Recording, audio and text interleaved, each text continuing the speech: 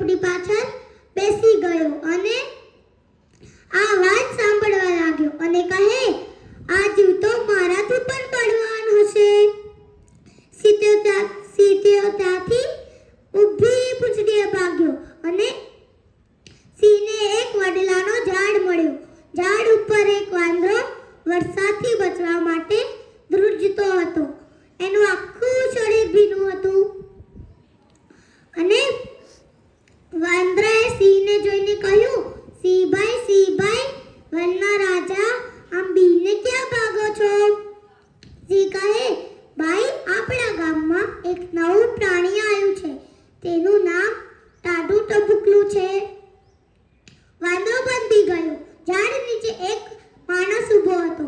માણસને લાગ્યું કે આ સિંહ તો મને ખાવા જ આવતો હશે. માણસ તો બીને ઝાડ ઉપર ચડવા લાગ્યો. વાંદરાની પૂંછડી તો ભીની હતી. માણસ તો ધડામ કરતો સિંહ પર પડી ગયો અને સિંહને લાગ્યું કે આ તો ટાઢું ટબુકલું જ છે.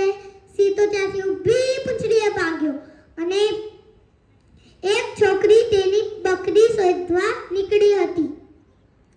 સિંહ અને છોકરી બંને અથડાઈ ગયા અને છોકરીને લાગ્યું કે આ તો મારી બકરી છે અને સિંહને લાગ્યું કે આ તો ટાઢું ટબુકલું છે. છોકરીએ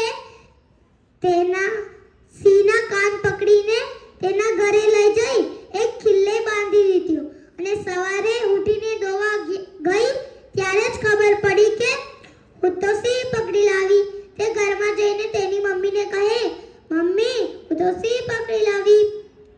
તેની મમ્મીએ જોયું કે આ તો સાચુમાં સિંહ પકડી લાવી. તેની મમ્મીએ દાંતરડું લઈને દોરડું કાપી દીધું અને બંને ઘરમાં બેસી ગયા અને સિંહ તો ત્યાંથી ઊભી પૂંછડીએ ભાગ્યો અને કહે, હાશ, ટાઢા ટબુકલાથી બચી ગયો. જય હિન્દ, જય ભારત.